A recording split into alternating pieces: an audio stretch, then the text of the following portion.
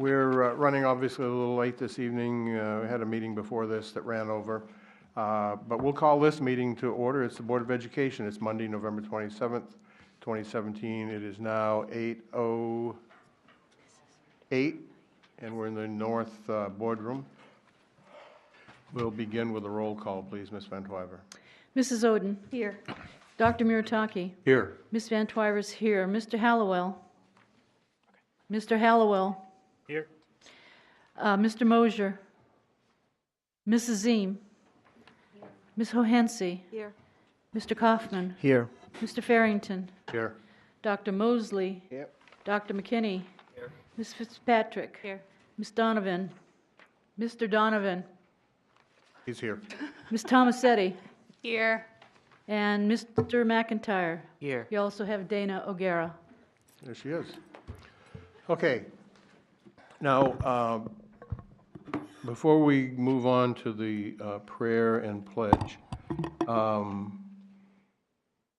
was a former board member that Mrs. Oden and I served with 25 years ago, something like that. And she recently passed, and Mrs. Oden has some thoughts that she wanted to share, and then we'll follow that with a moment of silence. And then we'll do the prayer with Ms. Van Twyver and the pledge with Ms. Tomasetti. Okay. Mrs. Oden. Thank you.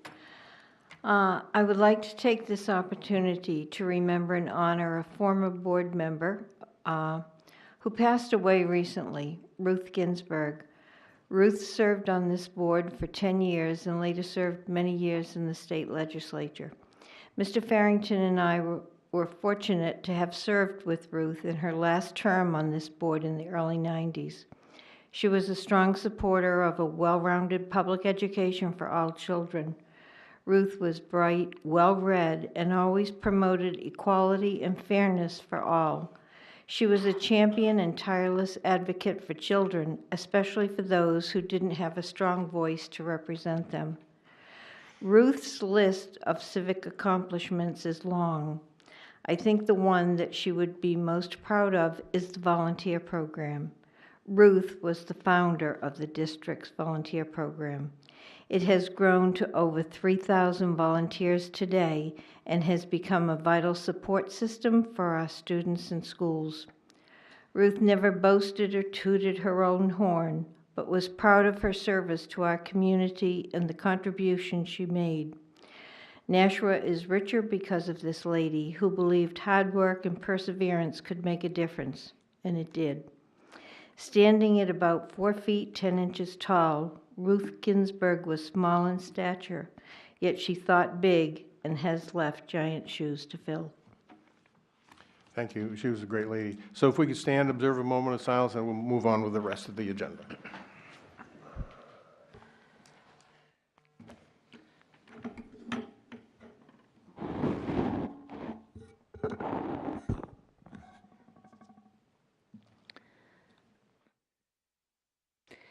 Almighty God, we have the high honor and the serious duty of managing the educational institutions of our beloved city. In our common endeavors, may we find a spirit of unity and understanding which will enable us to face our multiple problems with an objective mind, with justice and charity for all, so that any and all decisions made by us will be for the betterment and greater happiness of all our fellow citizens. Amen. Amen. Allegiance to the flag of the United States of America and to the republic for which it stands, one nation under God, indivisible, with liberty and justice for all.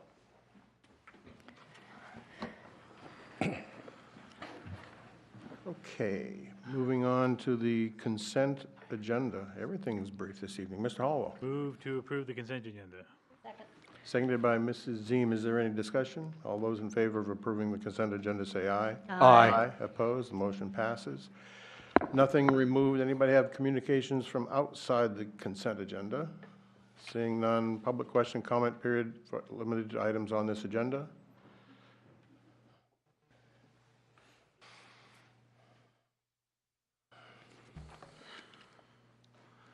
Adam Marcoux, 4 Jalori Lane, President of the Nashua Teachers Union. I'm here to discuss or give my comments on new business on the proposed changes to BDEB under Human Resources Committee. Before I speak, I just want to make sure that I'm clear that the stapled packet piece with BDEB, is that associated with that policy? Because if it isn't, then I'll wait till later. It's titled Administrative Interview Requirements for Assistant Directors and et cetera. Is that meant to be part of that policy? Mine's all electronic. Okay. Ms. Kaufman, do you have the answer to that? Yeah, the intent is yes, and just for clarification, the intent is that that would be forwarded to the HR committee for review. Okay. So it was, I think it's misstated. The way it looks to me on the agenda, sorry, but it was intended originally to be forwarded to the committee. Okay. So would you like me to wait until second comment or go to the Human Resources Committee? Human Resources Committee. Excellent. More time to take notes. Thank You you. give me options like that, I'm always going to take them. Thank you. Superintendent comments. Dr. Mosley. Good evening, everyone. Because of the timing of the last board meeting, there wasn't a lot of time that has elapsed since we last met. We had a board meeting about 2 weeks ago, and then we came out of that meeting, and subsequently we had to set the agenda for this meeting because we had the break. However, there were a couple of things that did take place over the district. Dr. Crisp, we had Maggie Hassan come to our school and visit us. That's Senator Haskin, excuse me, who came to the school to visit with some of our young children. The third and fourth graders are doing a unit on government and studying the government structure. And she was so gracious enough to come down and talk about her role in government, take pictures with the kids, and they were able to ask her questions. So I really appreciate the senator coming out and coming down to Nashua to spend some time with our young children. On November 21st, that was the last day of school in terms of right before the break. Had a great opportunity to get out to some schools. I visited Elm Street Middle School. It was nice to see the kids getting ready for Thanksgiving break. Fairgrounds Middle School, and of course I had to make my rounds to have my lunch at the South. It was a very good lunch. I saw you, Kim. Did you see me in line? No? Oh, I saw you. Okay. So that was very nice. One of the things I think that is going to be popping up on our agenda more frequently than we have been talking about is the Brentwood Committee. And that met today, and we discussed many options in terms of whether we were going to move Brentwood to another location within Nashua, or whether we were going to move central office and then have Brentwood occupy the central office location. We're still in talks of that. I just wanted to share that with the committee, with the BOE tonight and with the general public, because that is going to be the subject of conversation as we move into the budget season, and definitely some decisions are going to be proposed and made, what I would anticipate in early winter. So it would be probably in February-ish, or if not sooner. So we met today. We discussed different options for the committee to consider. The next step in this phase is to do some site visits to some local areas within Nashua to get a sense of what is available, what is suitable for the Brentwood program. Conversely, what is also suitable for our central office as well. So more details to follow up on my little blurb here.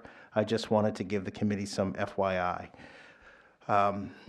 Just something that I think in terms of communication, I'm going to say I'm not very good at it, but I'm trying to get good at it. So I'm going to publicly say that if I mess up on it or anything like that, it's no intent on that. But prior to my arrival here, there was a Twitter account that was associated with the district. It's just information that's out there to share with the general public. So if you go back to the parade, the Veterans Parade, that was myself tweeting out, trying to do the best I can. I write in full sentences.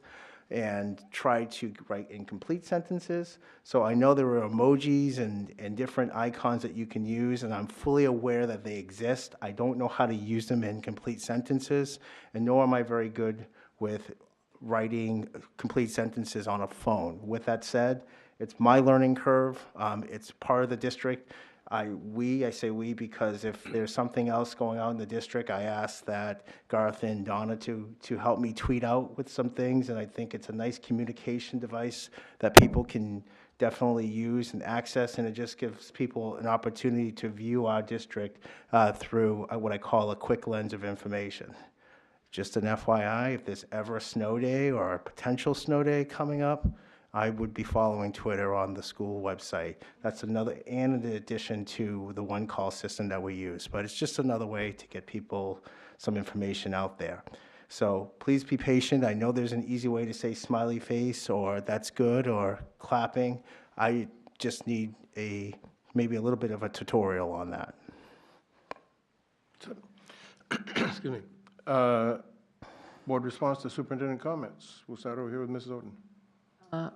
He mentioned the Brentwood Committee. I think I wrote an email to everybody. I see that as critical, and I had volunteered to be on that committee. I did attend today just to see what was going on, to see what they're looking at, so there's some continuity there. So I don't know if Mr. Farrington wants to appoint people, whether the board wants to do that, but I'm willing to serve on it. But I went today because I wanted to make sure there was continuity for the next board coming in, so that we know what we're looking at, where it is, and what the cost would be. Okay? Yeah, we got that under new business. Okay. down there. Mrs. E? Mrs. Hohensee? Response to superintendent? I'll wait till the new business. Okay. Mr. Kaufman? That was my question. So we still have an item under new business to discuss Brentwood? Okay, thank you. Mr. Hallwell? Couple things. I just want to make sure we talked about, at the last meeting when we talked about Brentwood, I suggested that we make sure we have an analysis of what it's costing us now per student, well, overall and then per student, and what we would anticipate the cost would be if we had to privately place the students that are in there. So that should be pretty early on in the committee, so we just make sure the entire board probably gets that when that gets produced. The second thing it would be that I would suggest that just stay away from the emojis. It's probably just text and pictures is probably good enough. I don't think you want to risk it. Just can go badly, you know? Thank you for the suggestion. I appreciate it. Dr. Murtaki? But hashtags are very important. And I note with interest that you can get Twitter on the high school wireless. Ms. Van Hoyen? No, no comment. I'm going to, since it's here, I'm going to take presidential privilege, I guess. I sent an email to a principal today to see if I could, I understand I'm a short timer, but I still wanted to go in and see a kindergarten class. And I was told that I now have to go through the assistant superintendent's office. And I wondered if I could get a clarification on just what the deal is on all of that. What was the extent of the email? I mean, did you CC me on that email? I don't know. No, I What just, email that was you're talking about. in If you want 12 to send it years, to me now, I can read it. no. I don't know. In 12 years on the board, I've always, if I wanted to go into a school, as a courtesy, I would email the principal and say, I'd like to come in and observe a kindergarten class, or I'd like to come in and talk to you about middle school, or I'd like to come in and do this or that, and just was coordinated through it, and now I understand that I have to get it approved by the assistant, it has to be approved by the assistant superintendent's office? Again, you're kind of, I don't know what email you're talking about. If you'd like to send me the email or have it sent to the board or something, I don't know what you're talking about. Could you just send me the email and we can, Well, I'd just like to know, what is the policy for a board member to visit a school? so what is, I guess, what's the nature of the visit? I mean, do you want to visit all the schools? Do you want all of the board members to visit a school? I just don't know the nature of the email. I don't know the intent, like, I is just this said- something that's a board issue, or, I don't understand where you're coming from on this. No, You as a, didn't- you as a didn't- board member, before, in the fall, I wanted to go and witness and observe a half-day kindergarten. And I called a principal, either called or emailed a principal and said, I'd like to come in, would you check with one of your teachers to see, this was in a half-day kindergarten school. I said, I'd like to come in and observe the kindergarten and get a sense of what a half-day kindergarten class is like. And they talked to a kindergarten teacher and said, yeah, she'd like that, she'd be happy to have you come in, and so I went in and observed. A couple of things. I don't think this is appropriate right here, Mr. Farrington, because you and I have had discussions about this, and certainly I'd be more than happy to talk to you about this, but I don't think this is appropriate for the board, or even in front of here, because if you're talking about an email that you sent about a week ago, making that request, I think I was pretty clear about expectations on the, I sent the email yesterday. but I didn't, Mr. Farrington, you didn't, I don't know any email which you're talking about. If you'd like to send me the email, I'd be more than happy to respond to it. Okay, so disregard the email. What is the policy for a board member to go and observe a class? Yes. I really think that this is out of order. I agree. I don't know I mean, anything. you're out of order now. Oh, Yes? You're saying that in your 12 years or your 10 years or You s- I'm sorry, this wasn't working at our previous meeting, so I got used to not having a microphone. I disagree with what you're saying, basically, and I don't think this is the time. We're already an hour and a half late getting into this meeting, and I would disagree with you with the whole context of what you're saying, because in my experience, what you're saying is not the case. So maybe you had special privileges that some of us didn't have, because I would never just I would not do that. I always went through administration. I always went through so that they would know. I think that you have to have control. I think you have to have order. I think you have to have process. And I don't think this is the place to discuss it. If it needs to be changed, then it should come through the committee just like any other change in process. I really think this is out of order now, I repeat. Thank you. Okay. Mr. Kaufman? I want to thank Mr. Farrington for bringing this issue to the forefront. I think it's an important discussion that needs to occur. Perhaps maybe right now is not the best moment, but I am very interested in the answer that Dr. Mosley will give us. And I absolutely believe it should be a public conversation. The public has a right to know, and the board, and just for clarification's purposes, since there is such a unsettling or an uncertainty surrounding this, I will be drafting a policy in the near term that the appropriate committee will consider. Thank you. and just for clarification purposes, if someone wants to make a request, whether it's a board member or anything like that, I would be more than happy to entertain it. I'd be more than happy. But sending private emails as a board member, as a president to an employee, as we discussed before, is something that I would like to be a part of. I'd like to talk with my administrative team. I want to make sure that all board members have the same information, the same opportunity to go and visit schools as much as they want, whether it's full-day kindergarten, grade 1, or an ELL program. But I don't want to make comments, and I agree with Mrs. Ziem around an email that I was not privy to. That's for the public. Student members of the board? Let's see. Ms. Thomas, do you have anything? Oh, Cameron has something? Okay. So last meeting I talked a little bit about class rank thing. We finally got to have that discussion in student voice, and it came back that pretty much everyone was in opposition to changing it.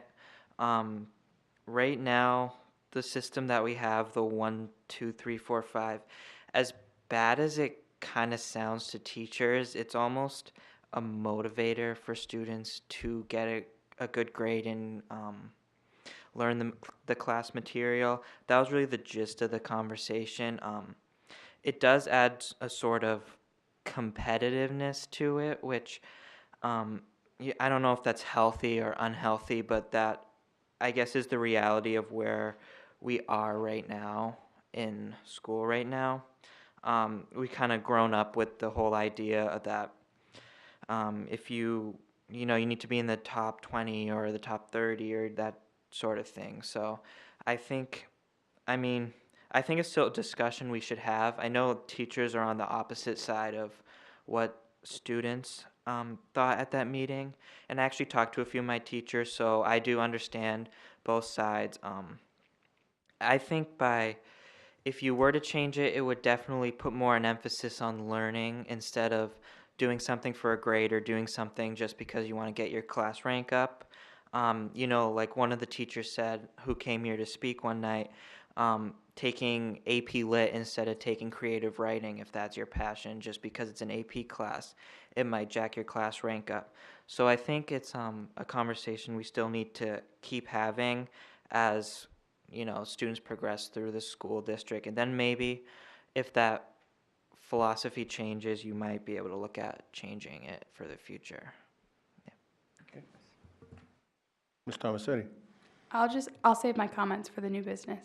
Okay, Thank you. great. Nothing on budget. Finance and operations, Mr. Hollowell. I don't have anything on that, except that the next meeting is scheduled to be December 12th. I sent an email to Mr. Donovan indicating I'd like to change that date if we can to Wednesday or Thursday. I'll be traveling for business Monday and Tuesday. Okay. Policy, Ms. Van Twyver. Policy has not met since the last meeting, and our next meeting is the 5th of December. Committee on Curriculum Evaluation, Dr. Murataki. Yes, thank you. The committee has not met since the last full board meeting. The next meeting is tomorrow evening. Excuse me. In the school administration meeting, and we will be discussing a couple of topics. One would be the high school program of studies, changes and additions, and we'll also be reviewing the assessments like the SBAC, the NECAP, and iReady. Should be interesting tomorrow. And you're going to do all that in 2 hours? We'll try. Okay. And if we don't get through it, we're going to be doing the high school program of studies first. And we'll Okay. get a start on the assessment piece. Committee on Human Resources, Mrs. Zine. It's off, I'm sorry. We have a meeting on December 6th. We have not met in the last couple of weeks. Okay. Anybody been out liaising? No liaison reports? Oh. Excuse me, none intended. Unfinished business. Unfinished business. Board governance, committee team building. Dr. Mosley. I'm just going to push that off. Once the new board is seated, we'll have more discussion in that in January. All right. New business. Policy BDEB amended. Motion failed by roll call at policy committee. Mrs. Hohensee. Yes, thank you. This should have been in our packets. Tara said that she would give us an update, but there was one sentence that was passed out of HR that said, every member of the board shall be invited to observe all rounds of interviews of the candidates for these positions. It was approved 3-0 out of HR. It didn't get any traction in policy. There were a couple more members that were interested in it, so I had asked that it would be brought forth to this board. There's been a lot that we've learned over the past couple of months using the superintendent very generously invited the board, and we had temporary policies to let us observe some of the previous ones. And right now, we've seen certified candidates that were overlooked and not move forward.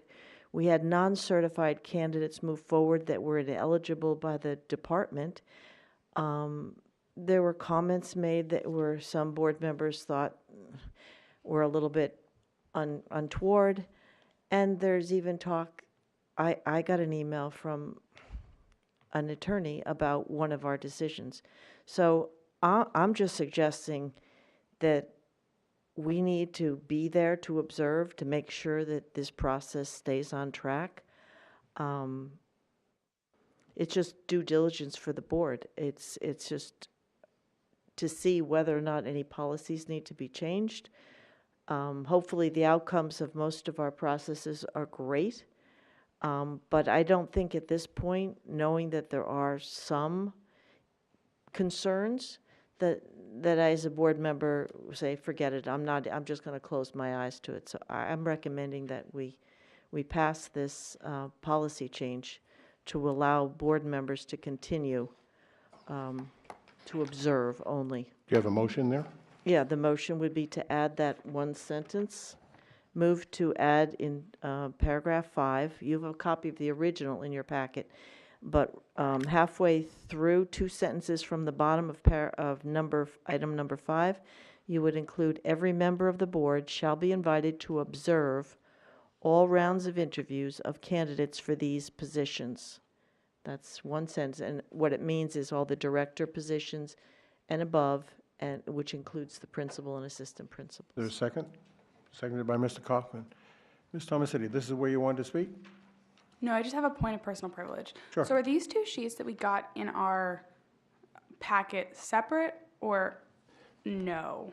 So the Two stapled, references to BDEB. the stapled packet will be part of this? No. No. Okay, that's what I was, okay, thank you. You're welcome. I just want to make a comment when it's ready. Dr. Mosley? So, a couple things. Number one, I just want to publicly say thank you, Mrs. Hohensee, and for bringing this up. I have the utmost respect for you and your judgment and everything, and I just want to share that. This is a little bit of a touchy subject in a way where it did come up at policy. I was pretty vocal and not supporting board members observing the initial interviews. And I just want the public and the board, the entire board, to hear why, and then you can take the vote. We have many candidates that come in through strengths and weaknesses, internal and external ones. We also have teachers and administrators and actually board members who serve on the HR committee that go through an initial screening process and select the candidates that they believe are the most qualified for the position. So there's 2 stories to this narrative. The first story is that the committee that's in place is pretty diverse. There's board members there, there's teachers there, there's administrators there, and there's the assistant superintendents that are there. They have to be trusted to do their jobs. They have to be trusted to make good decisions. And in turn, you have to trust us to make the evaluations on the people that we select.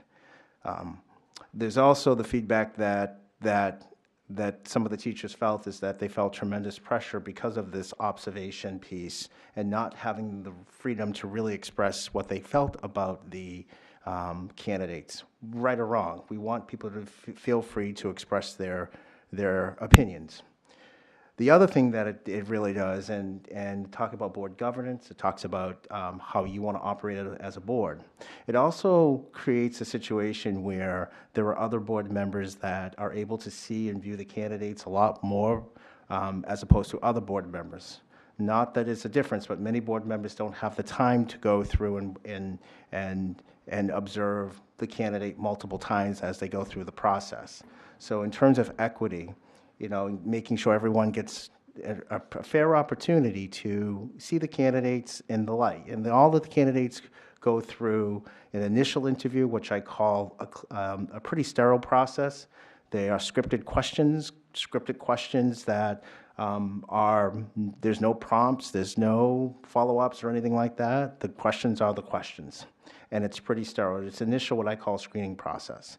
And then the second process is where the candidates come back, and then what I would like to say, the candidates and the committee have a dialogue on their questions and their resumes and anything that is germane to their candidacy.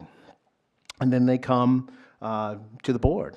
But understand that there's already board members there. There is, in this case, it's Mrs. Eames, it's Mrs. Oden, and in this case, it was, Mrs. Hohensee and Mr. Kaufman. So all of these candidates that go through here, I've probably seen maybe 4, sometimes 5 times.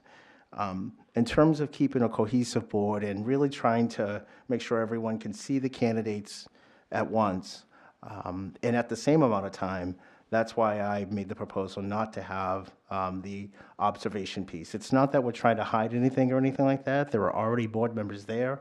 I just think in terms of where the board would like to be, let the HR board, let the HR committee do its job, and then have it come to the board. Part of what I would hope that comes around board governance, that there's a sense of trust, not trust with just the HR committee, it's trust with the policy committee, it's trust with the finance committee, it's trust with the curriculum and evaluation committee. If we don't have the trust that the committees can do their jobs, you know, Mr. Farrington made the statement at one of our meetings. He said, at some point, we might as well have a board meeting every single meeting because we just keep bringing this stuff up to the board after subcommittees make a decision. It's not an outrageous, when you think about it, if we keep doing this, it's not going to build trust within our boards. I mean, within our subcommittees, and we need to have that. Roll call. Is there any more? Yeah, there's more conversation here. Just We'll asking start. for a roll call. Yeah. That's all. Ms. Oden, we'll just come around. Yes, I voted for this when it was in the HR committee. I guess looking at it, the word observe to me was to watch, not to involve yourself in discussion or your opinions. And my understanding, it always hasn't been like that since this came up. And I think in all fairness to our employees, teachers, administrators who put themselves in those, and they can be sensitive discussions in the interviews, I can no longer support it. I just think from what has happened recently that I cannot support this, and the fact that I think when you go in to observe, you observe, and you do not participate in the discussion. So that's where I am, and I cannot support it any longer. Okay. Mrs. Zine, did you have anything? No. Mrs. Hohensee? Yes, several different things. As to equity, we understand that not all board members can attend all meetings, and that's why we have board meetings and we share. If we don't go and have in-depth observations of candidates, we're not in a position to have a confident assessment of that we're picking the right person. The most I've seen a candidate was 3 times, 2 times in a search committee, and then once when it comes to a full board. There's only a singular board member that's in there for any one candidate. And I found it very helpful to learn what is important to staff as opposed to the board. I think this, in my sense, it's building a relationship so I can understand what they need. But at the same time, I have concerns when there's a good number of members of the search committee that are hiring their boss. And what are their criteria? Are they picking the most qualified for the district or not? So to me, I find it very illuminating to watch and to understand. I didn't talk in those. Maybe some people did, and maybe that can be corrected. Observing is observing. As to why we're bringing this to the full board, policy committee is stacked. I mean, I said that back in January. You have 2 people, please let me finish. I haven't said anything. Thank you. We had 3 votes out of HR in favor. We had 2 board members at the policy meeting that were in favor. That would have added to 5, a majority. One of them was not a voting member of that committee. So here we had a nominal majority, and it took me 3 board meetings to get this to the full board. Now, granted, they may change their minds, but we did have a nominal majority, and this policy has been kicked around like 16 different ways and referred to, two different committees to delay it and to, not come to a conclusion. Because if we had done it a couple months ago, it would have gone flying through. I don't understand how when we find that there's some problems, and we're just supposed to close our eyes and trust. Work it through, watch it out, make sure things improve, and then we trust. I don't plan to go to all of these forever. I just want to make sure the process is working to the betterment of the district.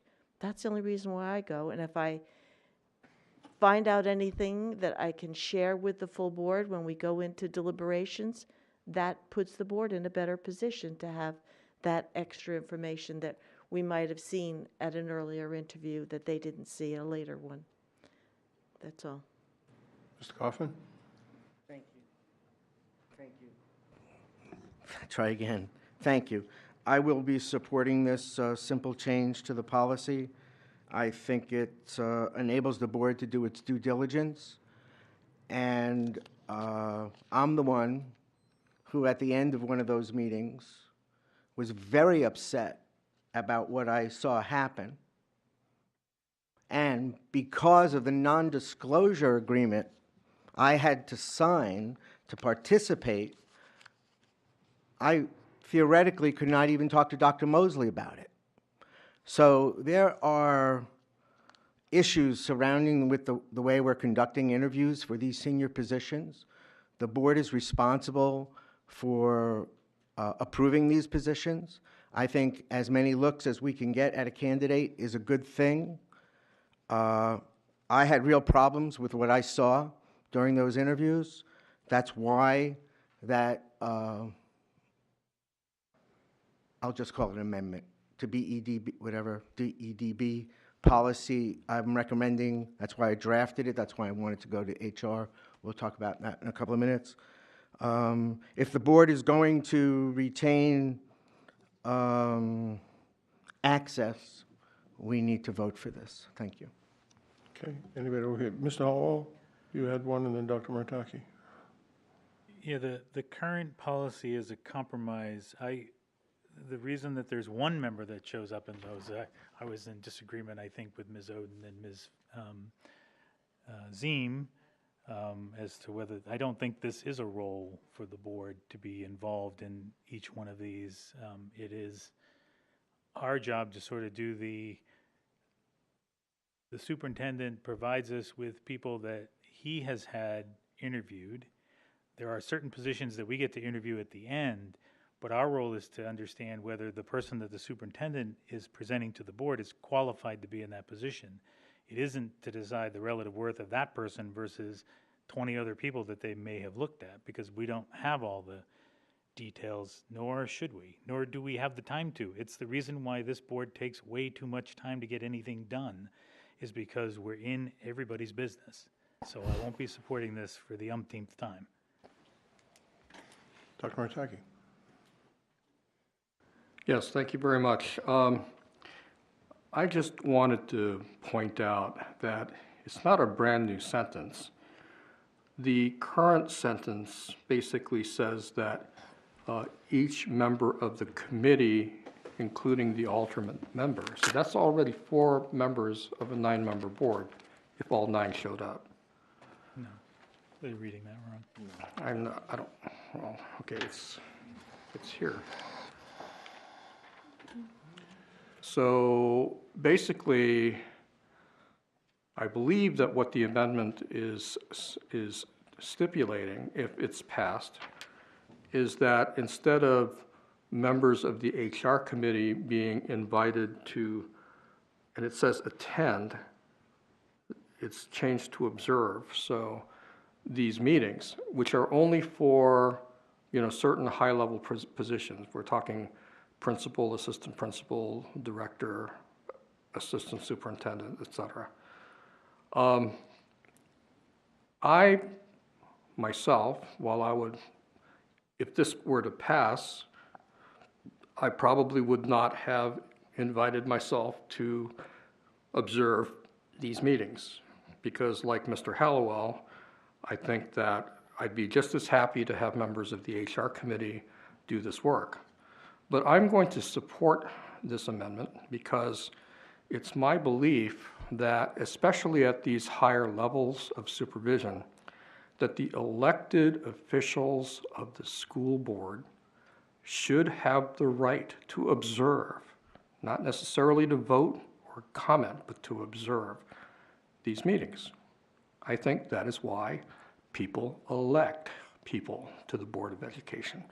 So because of that desire on my part to allow elected officials to do the work they were elected for, I will be supporting this motion. Thank you very much.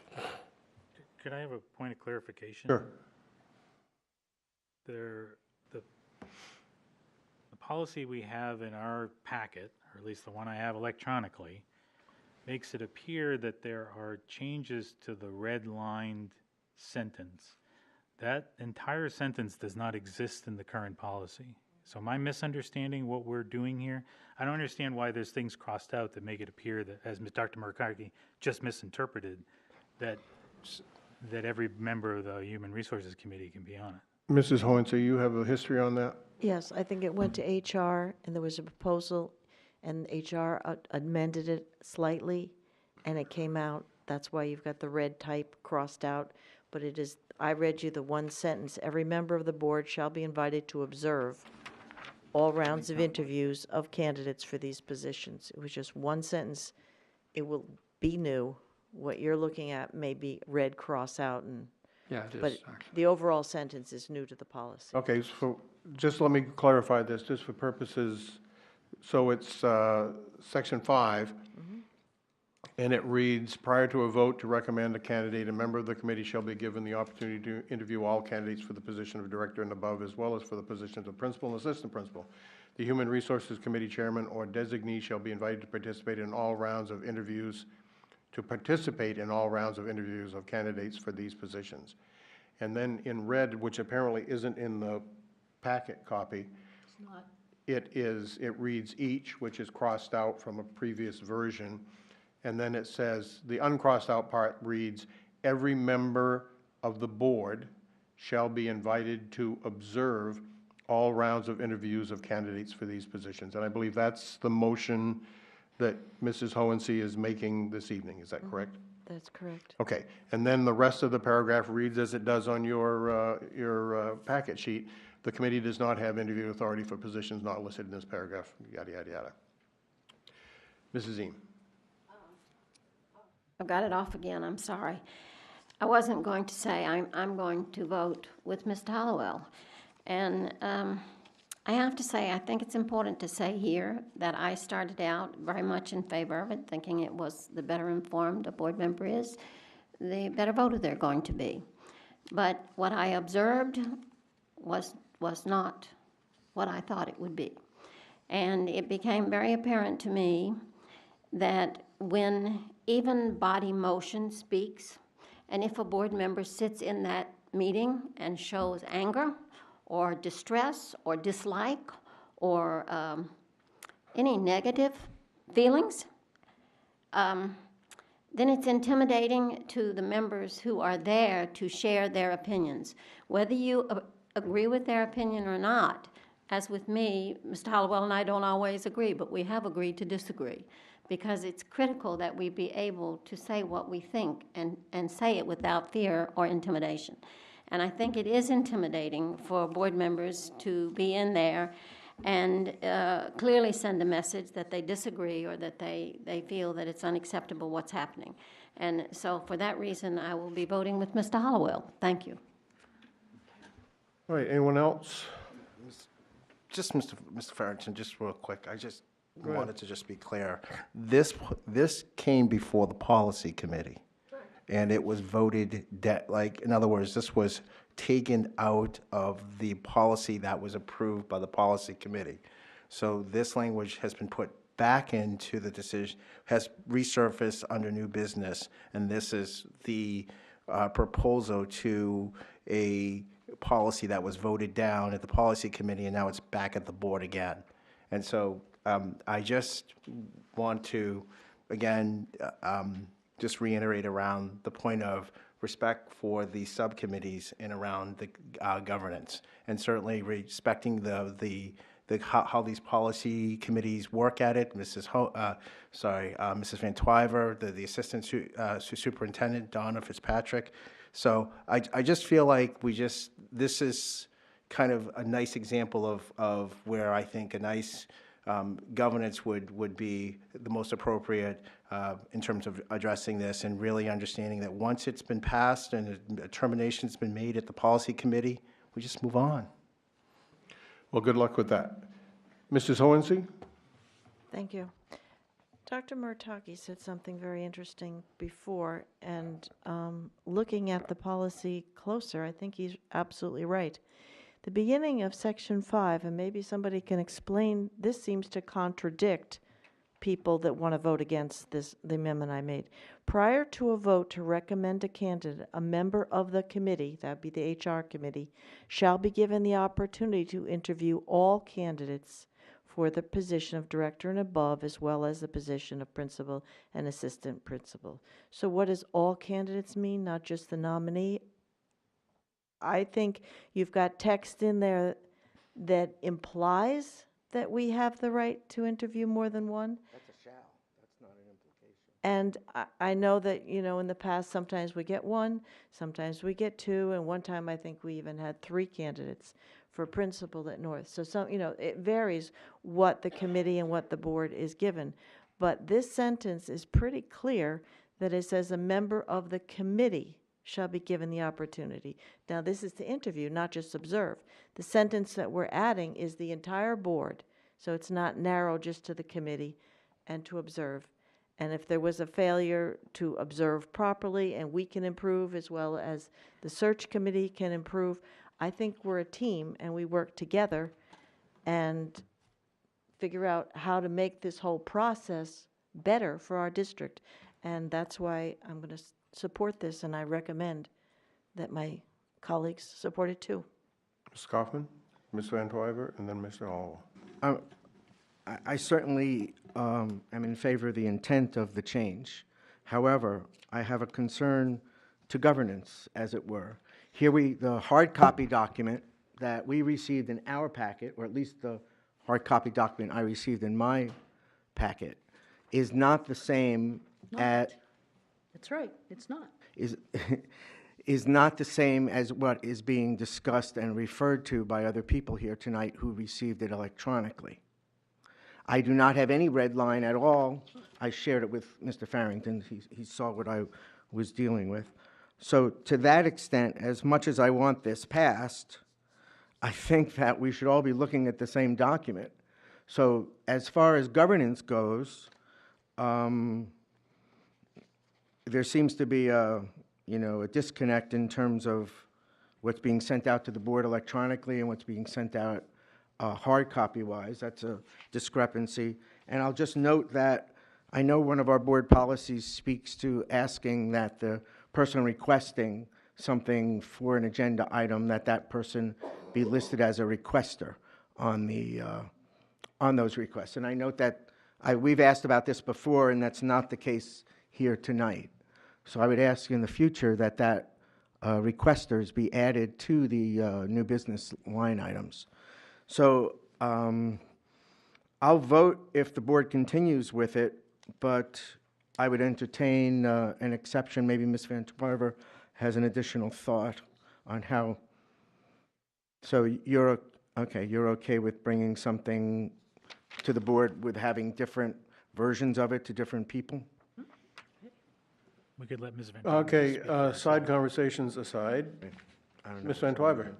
Well, I was going to bring up the point that Mr. Kaufman made, that there is no red copy indicating any changes to BDEB in our packet.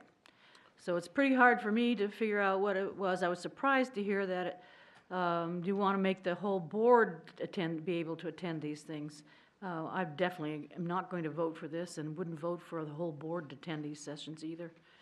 So, I mean, I'm not sure what we're discussing here, and I don't understand how this got into the business of tonight's business without having the red copy line in the packet. Caldwell. Sure.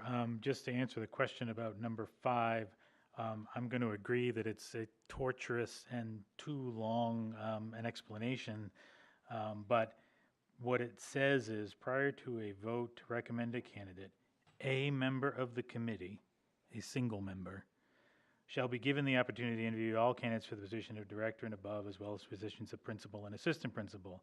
Then it goes on to describe how that member will be chosen, and that is the Human Resources Committee chairman or designee shall be invited to participate. That's what that language, the intent of that language, though I agree it could be interpreted differently, but that's the intent. And that's the practice. Dr. Murtaki? Yes, just a point of clarification. If we were to proceed with this vote tonight, are we going to be voting for the version of BDEB that is minus any of the red line additions that I see in the electronic copy?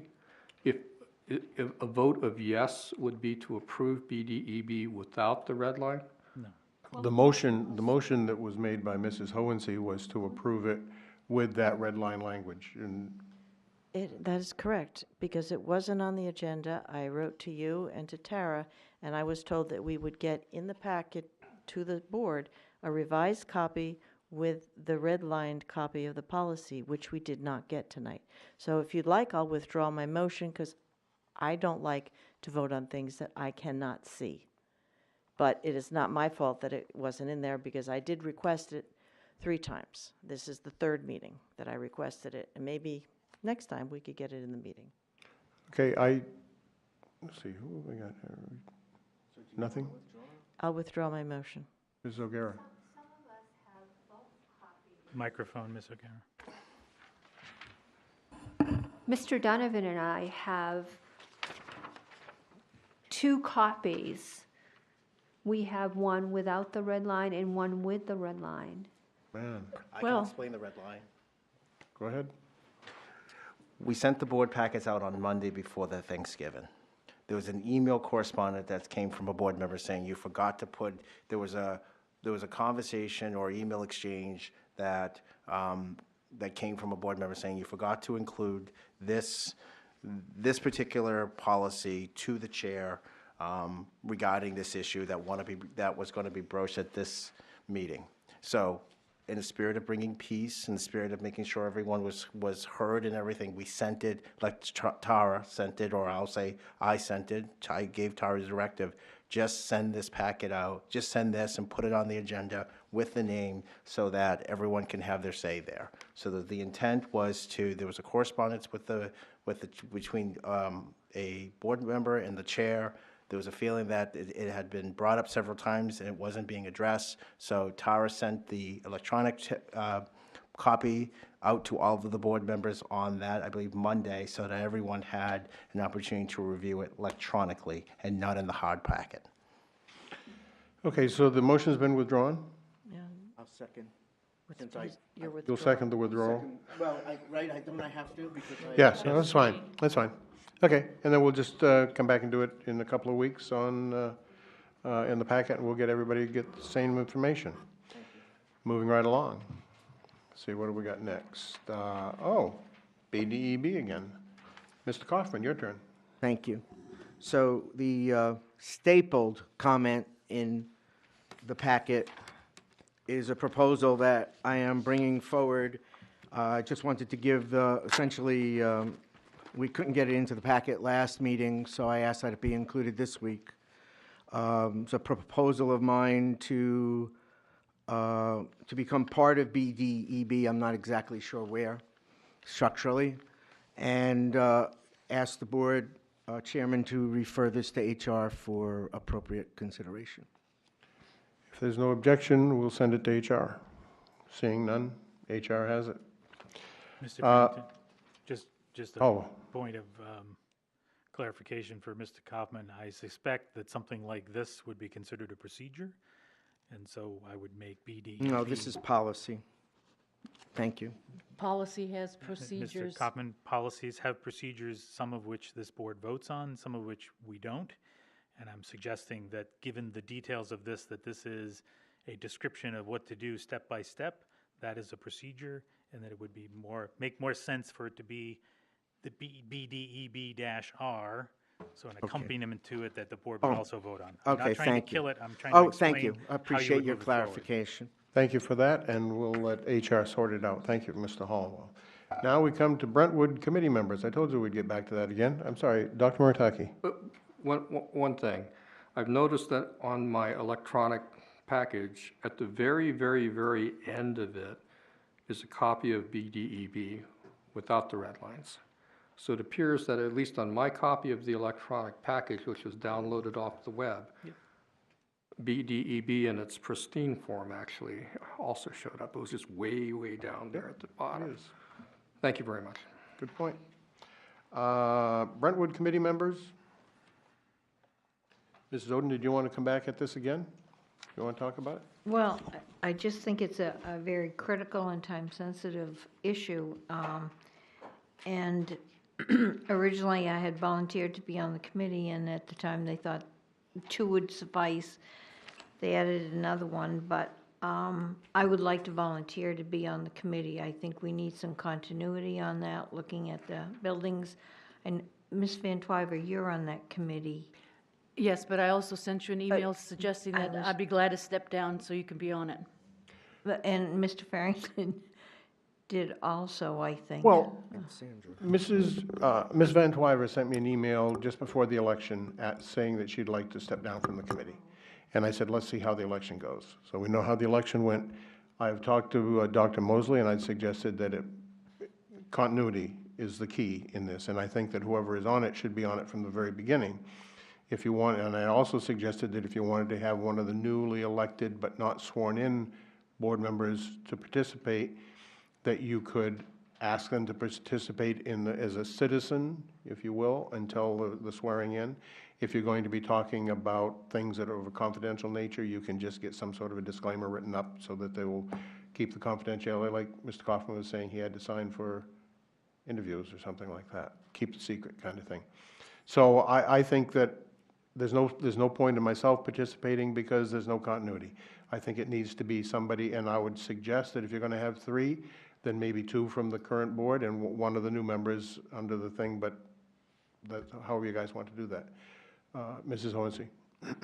That's interesting. Usually the board president would appoint, and if we're changing board presidents, I don't know how we, unless the board votes on who the new member would be, I don't know how we do that. I was just wondering if we had thought about using South. They had all that space for Clearway, which had 60-plus students, and Brentwood only has 20. They were going to have a separate entrance and lots of different rooms. Is that something that we might want to just add to the mix of things to consider? I think that's for the Brentwood committee to have Right. that conversation around that. So I'm just They had bringing that it up. conversation the last time around, and I think that, or things related to that, and there are issues around that. So, but I think that should be discussed at the committee. It's nothing, again, that we wanted to talk publicly here about. Mrs. Ziem. Have Ms. Well, if there's no objection, I'll appoint Mrs. Oden to replace Miss Van Twyver. And then, if you would like to, and so who else is on that? That was You're me. on there. Yes, yes. And me. So we can, You might want to wait for the other members, only in that they might want to look at the total before they decide. I mean, we have so many committees, and no, I understand. I So- just, there's this sense of, I don't want to say Continuity. urgency, but you want to get it moving on. And so do you want to wait another whole month before you move forward? And this is an administration committee, so Dr. Mosley, do you want to wait another month? We can't. To be Okay, honest so with you, there's your the answer there. timing is just so crucial. So if, at this point, certainly, when we talk to the new members that come on board, if 1 or 2 want to join, that's fine, but we have to keep kind of moving on and having the discussion because we're in budget season now. And we have to talk about some serious numbers. We got to talk about programming, and there could be some ramifications in terms of Brentwood decides to come to the central office. We have to relocate central office or move in Brentwood, excuse me. We just can't decide to wait until, I don't know, February or March. So if, Ms. Oden would like to join, or some other current members would like, who are going to be here in January would like to join, we're more than happy to have you a part of that. If it's just Mrs. Oden from now, and then in January we have new members, that's fine. we're scheduled to do some site visits in December. So, certainly we're trying to get this going as soon as possible. And it's not that we're trying to rush the process, but just understand, I just want the public to understand that our lease for Ceres is coming to an end at the end of this year. And so we have students with IEPs, we have to notify parents, we've got construction costs that could start to, we have to start the budget. So there's a lot of moving parts that we have to be transparent about in making sure that our kids get what they need. And if you're going to purchase something, then it involves the alderman, and the aldermen have to have a resolution, it has to be read and go to budget committee, and so that can be very time-consuming also. So I think that if you're going to do site visits in December, I think you need to have your full committee. So I would suggest again that you look into the feasibility of at least taking one of the new members and inviting them in some sort of special status or category until they've taken the oath of office. And Mrs. Holmes, you have a question or comment? Perhaps we could invite them during orientation and see what their feedback is. Yeah. For continuity, I'd be happy to volunteer for December and Thank you. January.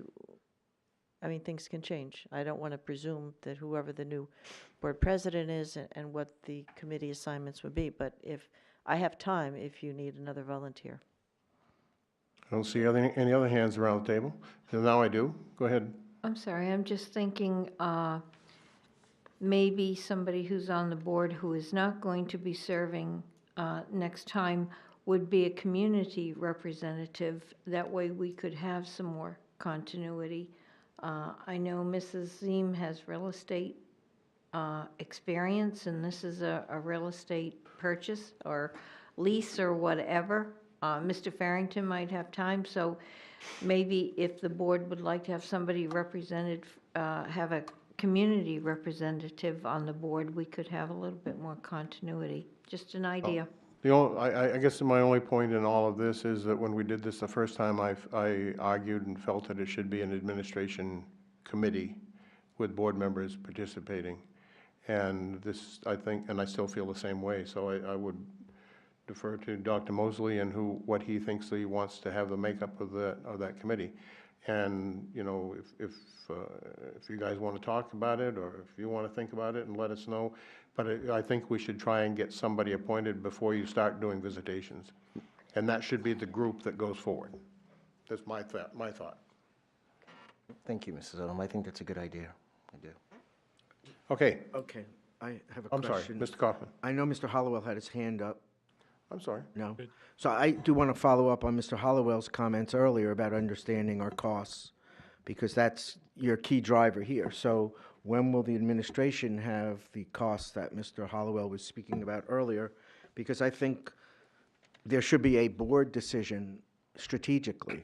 Yes, understanding our costs, we may decide as a board to maybe outsource some of these students, out of district placement, try to use the right term, where some others may come in. So I think that information that Mr. Hollowell requested is necessary, and I think the board as a whole should be deciding on what its strategy is with Brentwood, and the Brentwood committee goes and fulfills that. I think that's what we started with last year, though. You may describe it as an administrative committee, but in fact, you had 3 board members there. And it was chartered, we created an ad hoc committee, the board did. So it was a special committee of the board, and as such, I believe it falls under the jurisdiction of the board. And I think we need to be clear about that. Well, having been through it once, and I have an idea they're going to basically go through the same thing all over again, there are other things external to this board that are going to have be large determining factors in what course of action you take. Availability of sites, the feasibility of them, how much it costs to retrofit them to accommodate what you're going to do. Do you purchase, do you lease, what kind of a lease? All of those things play into it, and I think that is the kind of work that committee does. And then they come back to the board and say, this is the best option because these others aren't feasible. We can't do this. We can't find a facility large enough. We can't find a facility small enough. I don't know. I have an idea. Some of the facilities, I think a couple of them are the same, but some of them, 1 or 2 are new. I don't know, and I don't want to try and solve it here tonight, but. Well, procedurally, though, if it is a special committee of the board, would it normally be, like all committee assignments, reselected, reappointed in January? Well, I mean, it's not going to be my problem, but I'm suggesting, and I strongly suggest that you have people on there now that are going to go, that are willing to make that commitment through. Because there are things, the preliminary discussion about the feasibility of the high school, the price, the costs that Mr. Hollowell has asked about, all of that conversation. If you don't have all of the players in place for that conversation, you don't have all the people in place for the site visits, then you're going to have to go back and do it all over again. And so I think you'd be wasting a lot of time, but this is. I was just going to add, in agreement with you, that the real critical thing now is that they're starting to look at properties again. And you don't want to have to go back and re-look, because there are so many. Last time, George, how many did we look at? 15? I mean, it was a lot. We looked at a lot on paper, and we visited probably It was a 8 or lot. 10. We visited a lot, so. It was a lot. It took a lot of time. I strongly urge you, Mrs. Oden, you can be the point person, because you're going to be here next year, and talk with Dr. Mosley and see what you can come up with, as you know the people and the players and all that sort of stuff. And if you guys can agree how you want to form your committee, but whatever I can do or need to do to get somebody appointed, or one of the newly elected, not yet sworn-in people, it's your options. And Yes. can I just add? Yes. Because I was in the last 2 committee meetings, I would like to commend Dr. Mosley. He, I don't, through an oversight or whatever, Christine Breen, who is the head of special education, was not in that committee previously. I don't know why, because it makes no sense that she wouldn't be there. And I have to say that with her, and actually another interesting thing was the head of who runs the school was there also, which she wasn't in all our meetings that I remember either. I'm sorry, who's that, the lady from Brentwood? Ellen. Yeah, she was she came to those meetings. Came to the tours, but was she in all of the inner meetings? Not where all we- of them, but she came in and explained the issues that were around the students. But it Okay. has been very beneficial. I have to tell you, I was very impressed with the depth of the conversation, with the things that they added. They were critical. I commend Dr. Mosley. They were critical contributions, and I think it was good judgment on his part to bring them in. Thank you. All right. So we're all done with Brentwood, or we've got a plan that we're going to develop short-term as to how to round out your committee and move forward. Board orientation. I got a note here, and I want to just throw it in. Dr. Murataki had sent me an email about scheduling orientation or a briefing on ROTC. I'm not going to be around long enough for that. That's next time around. So board orientation. I will say, in full disclosure, I've sent just some general information to the new board members, the PowerPoint that Tom Vaughn put together, the characteristics of the thing, recommended they review the board Section B policies on that sort of stuff, and a couple of the small things. But anyways, Mrs. Hohensee. Thank you. I just hope that the board, and it doesn't necessarily have to be every board member, as many as want to participate, to get involved in reaching out to the new members. Something that didn't happen 2 years ago. I'm not trying to fault anybody, but I think it could go a long way in building relationships before we have to work together in January, find out what they're interested in learning. I think there was a mention, we talked to Attorney Bolton. He's going to speak to the new alderman, and he's happy to come to speak with us. I asked, did he want to consolidate them? He said, no, there's some differences, so he's happy with that. But I just think that it's something that we as a board would benefit from. This is our team building. So I gave Dr. Mosley a list of, in fact, I gave you the packet, or did I just give the list of the topics under right to know, all those different things? I didn't receive anything from you. Maybe Did you give it? yeah. I didn't get it. Okay. And I didn't get any. I put together a list of various topics under right to know and all that sort of stuff that I suggested that they schedule an appointment with Attorney Bolton to come in and sit down and talk about that, and I'll have to find out where that email is. It's been a mess, but I have a list of probably 5 or 6 different things and a packet of information. I think I left it with Tara. Mr. Kaufman. Thank you. Back in September, I submitted to the board and to subsequently for referral to the policy committee, a board policy which would discuss and identify several things that would be included in a board member orientation. I asked that the policy committee perhaps bring that forward at the next meeting. Forgive me, Ms. Van Twyver, I forget the date. The 5th. On December 5th for consideration. I think it's time that the board has a policy that details the kind of information that we know we want to share with our soon-to-be members. Okay. So do we know what we're going to? I just wanted to add something. A couple things. I put together, there's some essential things that the new board members should know. And I don't want to talk about, what's Brentwood or anything. I just think it's important to take a big step back. New board members need to know who Tara is. The new board members need to know, like, the difference between Attorney Clausen and Attorney Bolton. They don't know that. I mean, these are some basic things that the new board members need to know, and that's not to be disrespectful to them, but in a sense, they kind of need to know, like where the board meetings are, how many subcommittees do we have? What's the time commitment? I mean, these are just basic things. So everyone's email.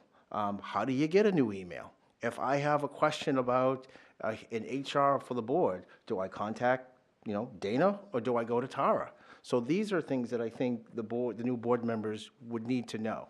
So I, generated what I call a introduction email just for the board members to have that information, to have all of your emails, to have Tara's email. What's the difference between Rosie and Tara?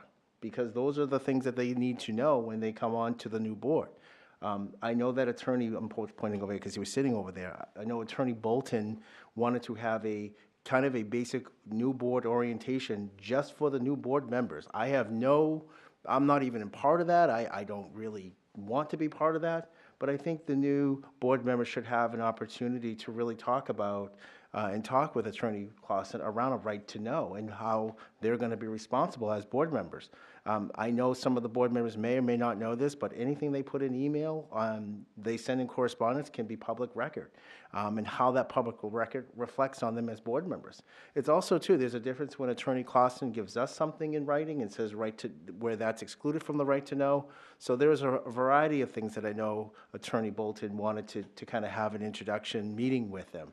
So, I don't, absent of this, I think it would be helpful for the three board members to have that dialogue with our attorney. I don't know if Mr. Clausen wants to be involved in that, but certainly I think there are some basic things that I think that they should know that I know we take for granted because we've been involved in this for so long, but certainly just coming in, sometimes we have meetings, our school board meetings are here, and sometimes they're at central office. Sometimes we have meetings in the small superintendent's room. They don't know where that is necessarily. So these are just some real basic things. I think that it'd be helpful for the new board members to know how many subcommittees we have going on that are active, to understand that, once they sit in these seats, there's still contract negotiations going on with many of our unions. So I think those are the types of basic things our new board members should be aware of, and then we can get into the nitty-gritty. Okay, I'm sorry, Mrs. Hohensee. I just wanted to suggest maybe we pick a couple of dates that aren't being used in the first 2 weeks of December. The latter part of December is going to be chaotic and people are going to disappear. The 4th and the 13th are open. If we could, have one meeting with the attorney, one meeting just with the board and see how that goes. But to put something forward and, you start somewhere and then see how much more we need. Does I'm sorry, can I just ask a question? Go ahead. I was wondering the same. Maybe I wasn't, I don't want to be part of I don't think we should be part of the meeting. I was thinking 3 of the board members, they meet in a conference room with Mr. Bolton and they just talk. I don't think any of the current board needs to be involved in that unless I'm wrong.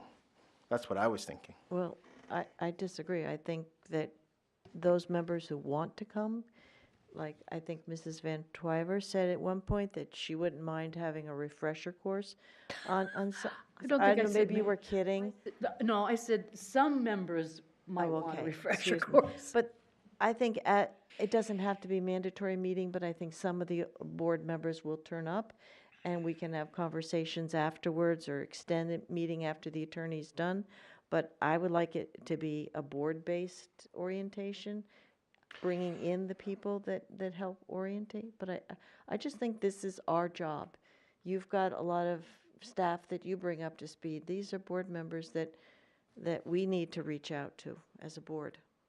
Can I just suggest that if you want to have, never mind, it's none of my business. Mrs. Oden. I was just going to say, I think what I would do is reach out to them and see if they're interested in something like that. I think they probably have a lot on their plate. The holidays are coming, and certainly if they want it, I think you could have something like that, but, you know, they might want to say, geez, I'd like to wait until after the new year. So I think I would reach out to them and see if they're interested in having something like that first. Okay. Move on to the next horse. Oh, Ad hoc. Excuse me, so what would be the resolution? I would suggest that at least for the first go-round, that you put the 3 new people in a room with Attorney Bolton and let them talk legal stuff. Then they're free to ask any kind of question. They don't have to feel ridiculous or foolish or embarrassed about asking a question in front of other people who think that they know all the answers. They can have a free, unencumbered conversation. And if you want to have Attorney Bolton come in and give a big old refresher for everybody sometime, you can do that. But I think that the smaller group, it's more, it should be more free-flowing. And you know, these conversations have gone on in the past where the new board members will go in and sit down and talk with the superintendent and the board president and talk about how the meetings run and all that sort of stuff. But I'm not trying to push myself into any meetings here.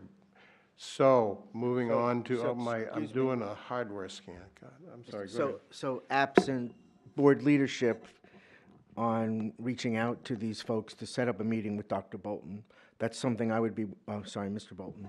That's something I'd be willing to do, get some dates from Mr. Bolton, offer the new folks the opportunity to meet with him and I would agree with the premise that you put forward, but I would be pleased to enable that to happen. I would not attend in that regard, but I would at least ensure that the opportunity is presented, and I will work with Mr. Bolton on time, place, options, and things like that. Well, I don't mind doing that, because as I said, I've already dropped off a packet of information with Tara, I guess, just before the vacation. It was a cover letter, and it had all the topics, and then it was old documents that I'd had on right to know and all those sorts of things. And I'll just go run by and touch base with her tomorrow and see what that is. And then I think the administration office can set up an appointment can do the calling and coordinate, get the 3 new people, and the attorney can get everybody together.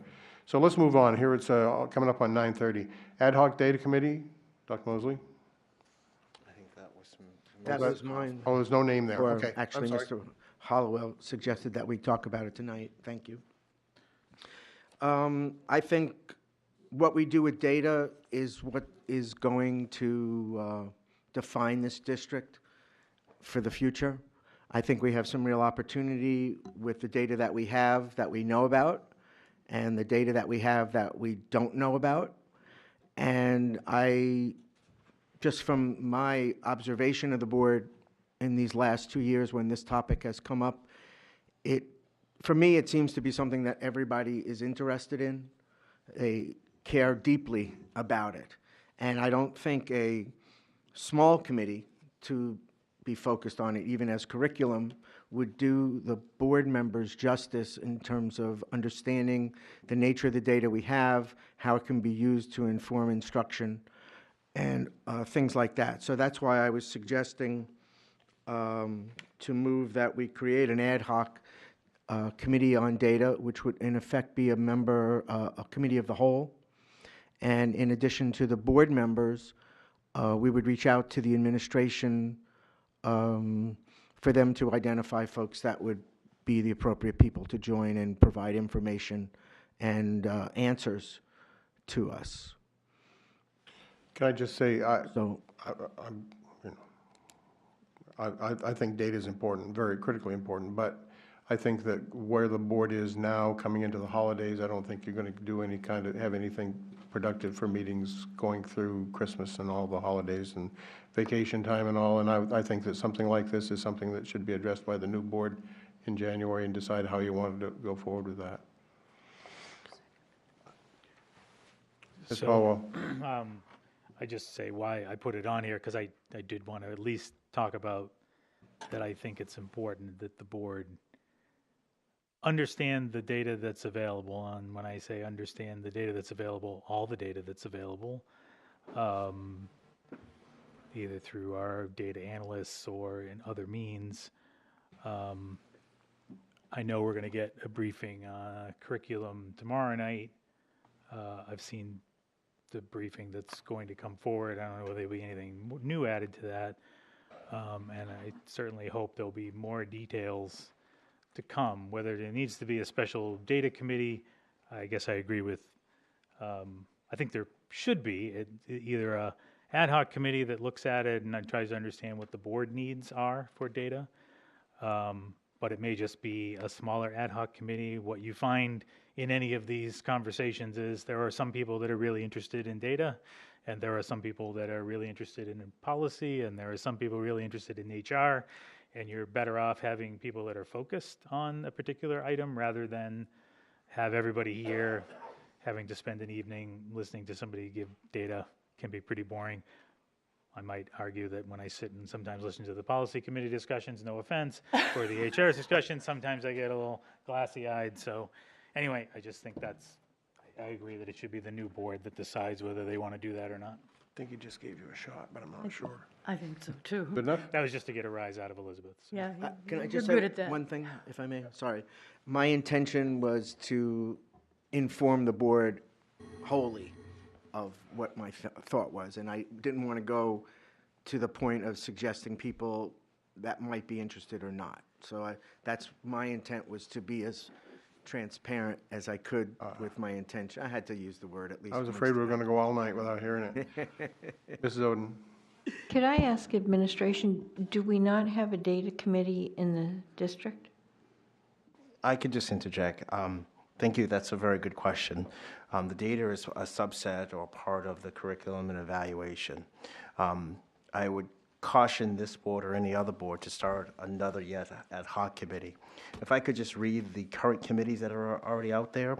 We have the Finance Committee, we have a Curriculum Evaluation Committee, we have a Budget Committee, we have a Human Resource Committee, we have a Policy Committee, we have a Brentwood Location Committee, we had an Education Council Committee, we have a Health and Wellness Committee. We have contracts that need to be settled, so we have a teacher negotiation subcommittee, we have a custodial subcommittee that needs to be formed, we have a secretary negotiation team we have to form, we have a food and service committee that we have to form, we have a directors negotiating committee that we have to form. We have a construction and JSSBC, Elm Street and Mount Pleasant committee that members still have to be on. And this is the committee I think needs to become part of the discussion. And I would say, let's just put data aside. We need to have strategic planning. Put this data in a context. But if we're going to form all these subcommittees because of something else that comes about, we're going to lose we're not focused. And this strategic planning committee, I think, not only will give us focus, but it puts the data in perspective. Everything that's in our initiatives, in our strategic plan, will contain data. We have board governance in terms of how many committees can be managed. There's a data source for that. There's a full-day kindergarten going on right now that we will be revisiting. And we need data on that in terms of personnel. We need data in terms of numbers. And then there's other initiatives that are going to move forward. So I caution this board and the incoming board around forming these ad hoc committees, because it only takes away what we should really be focused on. And I would say, and I proponent of it, strategic planning. The strategic planning is not yet to inform the board, it's not yet to inform the teachers union, but it's to inform everybody that's a part of the Nashua Public Schools in our community. And it's not just one subset, it's the teachers union, it's us, it's our stakeholders, it's our kids. So with that said, I hope I answered your question. I'm sorry, maybe I wasn't clear. Within the schools, the teachers, I know there are a lot of committees. Yes. Do they not have a data committee? There is a data committee Yeah, I that's thought so. currently active right now. So it would, in a sense, we would be running yet 2 data committees, one that is already being, run and operated. And I would even say that there's data committees even within our schools. There are teachers who are already doing some of the work. It doesn't necessarily have to be directed to the board, but it's certainly active. Okay, moving right along. Dr. Murtaki has. Oh, David, I'm sorry, I got 2 names here, I'm just trying, okay, go ahead. Dr. Murtaki and then Ms. Van Twyver. It was Miss Van Twyver and then Dr. Well, I know, that was the ink's dryer. David, go ahead. I just wanted to mention about data. Data is certainly important, and understanding both the data and the flaws in the data are important to inform the strategic decisions that this district needs to make. So I think, I am hoping that our curriculum and evaluation discussion tomorrow, which will address the Smarter Balanced Assessment, the SBAC. It also is going to be talking about NECAP, which was the predecessor, and also iReady. Now, the reason why I asked our curriculum and evaluation presentation to address the SBAC and the NECAP is because I think I also wanted to have us understand that there was some, many years of continuity in the math and the English language arts assessments that we had in the NECAP. There was this sudden cessation of NECAP and its replacement by Smarter Balanced Assessment, which was in the first couple of years pretty experimental. We were even told by the previous state director of education, the commissioner of education, that those first 2 years worth of SBAC data being experimental were not really well calibrated. So what we have in this district, if you trust and rely on summative assessments, is that in the past we had NECAP, which was given in 3, 4, 5, 6, 7, 8, and 11. And you had years of that. And you basically were able to analyze that if you trusted that kind of information and make some determination as to how you were doing and where you might be headed. Unfortunately, New Hampshire, as well as a number of other states, cut off their previous assessment and introduced experimental assessments like SBAC and PARC. And those that did not have an overlap, Massachusetts had 2 years, New York had 5 years, but New Hampshire has 0 years of overlap and 2 years worth of what people kept on saying were experimental years of assessment data. So the real challenge is when we are challenged by our constituents, how are we doing in the schools? If we were trying to rely on assessment data to fill in part of that answer, we are indeed very well challenged. So one of the things that will be very interesting to determine tomorrow is, do we have a strategy for essentially connecting the dots over that 2-year gap? And that is a real challenge. And I will be paying very close attention tomorrow evening to see if we do in fact have a strategy. Possibly iReady may be a part of that answer. But I'm telling you that the state of New Hampshire did not have a good answer for this, other than if we ever do this again, we should make sure that there's at least some overlap, so we don't have this discontinuity. Ms. Van Anyway. Twyver. I'm sorry. I'm done, thank you. Ms. Van Twyver. Thank you. I'm very surprised to hear that we have a data group in our district. I've never heard anything from them. I might have been asleep, I don't know, but I haven't heard anything from them. And data is the only way that we can prove that we're making progress. Now, these scores that we got this year are really bad, really bad. And we've been talking about improving these things for 6 years that I've been on this board. And I think it's time that we quit monkeying around and get the data that shows why we're having trouble educating these kids the way they should be. And I'm all for having an ad hoc data committee so that we get the information that we need to prove to the public that we're not wasting this $150 million that we spend every year. So I would hope that we would get this ad hoc committee set up in the new year. Okay, so that we aren't here tomorrow night when curriculum starts, still sitting here. Public comment? I just have one quick question before we go there. There was some discussion by email that we were canceling policy in December. Has that been reversed and we're still having the 2 policy committees as on our schedule? I believe I said so this evening. I'm just confirming. And on the first one, we're going to put the orientation, and are we going to do the school psychologist policy that we had previous thought about? Yes. Thank you. Okay, public comment, 15 minutes. Or less.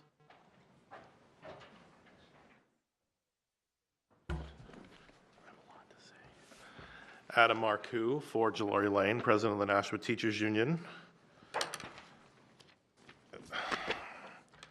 I think we hit a record tonight that almost every employee of the district was spoken poorly about tonight by some board member or 2 or several.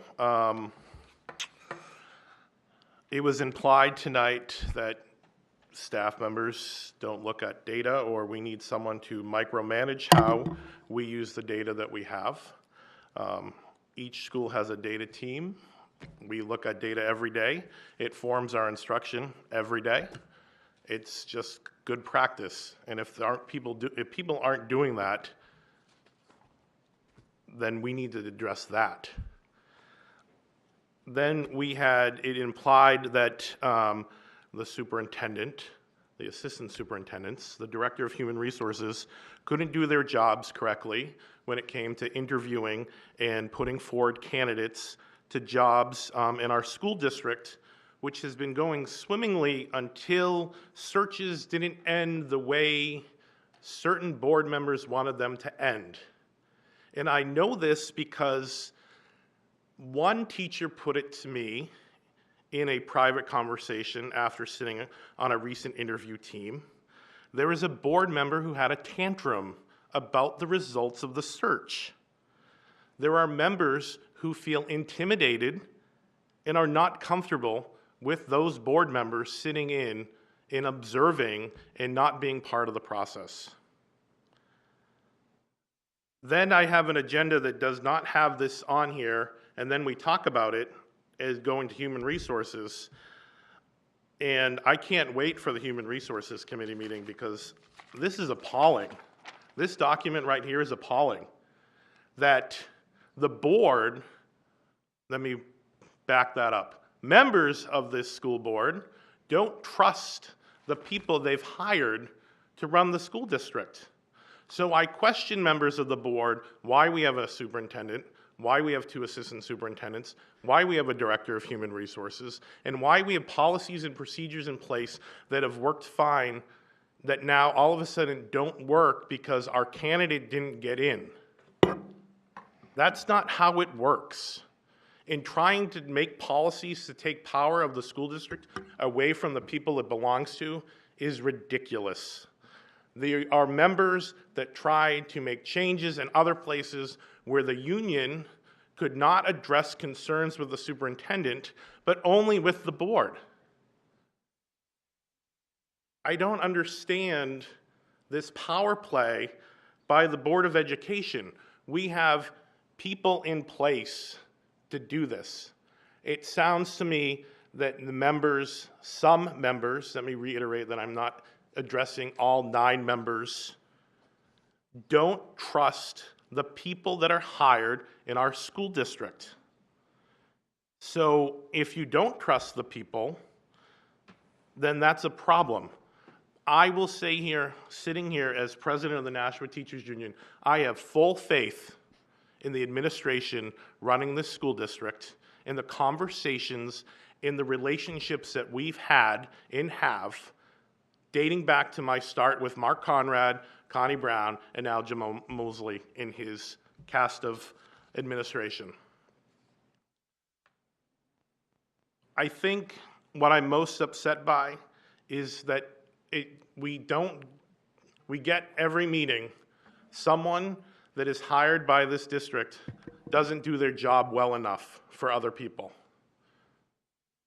Tonight, you cast the net and got everyone, from teacher to administration at central office, and that's upsetting to me. So, I don't know, it's been 2 years, and it's not changing. It gets worse. And I just hope that there'll be a light bulb that goes on and that we can move the district forward in a way that represents everyone and is not so condescending to the members that work in this district. Thank you. Anyone else, public comment? Board member comments? We'll start over here. Mrs. Oden? Nothing? Mrs. Zine? No? Just a hearty hi? Okay. Dilly dilly. No, I have something to say. Go Thank ahead. you. I'm delighted to hear that we have data teams in every school, and I was concerned with the unresolved contract that we didn't have committee work. So if we've got committee work going on with data, it's really good to hear. I don't think it's a matter of not trusting staff, as Mr. Marcoux said. I think voters elect a board to oversee the district, and I think there's a due diligence that you have to do. I think both sides learn and learn how to respect each other and learn how to have a better relationship and interchange with each other that's respectful. And I hope that we're working towards that over the 2 years that I've been on the board. Ms. Kaufman, nothing? I have nothing. Ms. Van Twyver? Nothing. Dr. Maritaki? Mr. Hollowell, comes to you. Yes, thank you. So first, I didn't congratulate the new members of the Board of Education. You just heard about all the things we're going to do at orientation, and Dr. Mosley just listed all the committees that you'll be enjoying as you join. I think back to 10 years ago when I got on the board, and I think what I've tried to do over those years is to listen to parents and educators and ask the right questions to understand what obstacles are in the way of teaching our students and to find innovative and collaborative solutions to remove those obstacles. I'm personally proud of the work that I've done, and I'm sure you'll be proud of the work that you do in doing things like analyzing the budget, because everything comes down to how you expend resources. Contributions I've made in that regard: successful efforts to reduce the usage and cost of utilities, a dedicated CTE capital reserve account, a replacement plan for CTE using tuition funds that allowed us to do improvements every year to CTE programs. And I'm personally proud of championing a small, but I think very powerful initiative in collaboration with Donors Choose, where we utilized some funds that were in the Teachers Union contract in combination with operating funds to have a $50,000 matching fund that allowed teachers to support their classrooms. And I'm proud to say that in the last 6 years that that's been in existence, we've funded hundreds of proposals and supported thousands of students in this district in the classroom. So this isn't the board deciding what the teacher has in their classroom, it's the teacher deciding. I've been board president, chaired the budget and finance committees, and been a member on every standing committee at one time or another. Most of that experience has been positive, and I felt my contributions were valuable. However, it has been increasingly more difficult to have productive conversations around improving the education of our students. Constantly changing administrations and an array of special interests have made governing the district difficult, if not impossible. I have been through 4 new sets of superintendents and assistant superintendents in the 10 years I have been on the board. Each changeover, I can tell you, is daunting, as the board and the administration try to find the right balance and understand our relative roles. Recent interactions with the new administration have left me frustrated and discouraged at the path forward. In particular, I am concerned about the progress that I helped make in terms of use of data to assist the district in understanding the worth of educational programs and how we can improve student instruction, and I feel they are about to be lost. As a scientist who knows the value of data analytics and problem solving, this loss of focus is troubling. I do not question the intention or the sincerity of those who believe our focus should be somewhere else. I only question the value of that shift.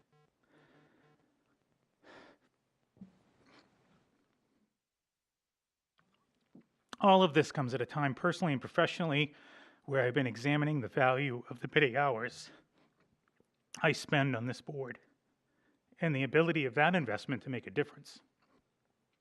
So after many months of wrestling with this issue, I am announcing this evening that I'm resigning my position on the board, effective December 31st, 2017.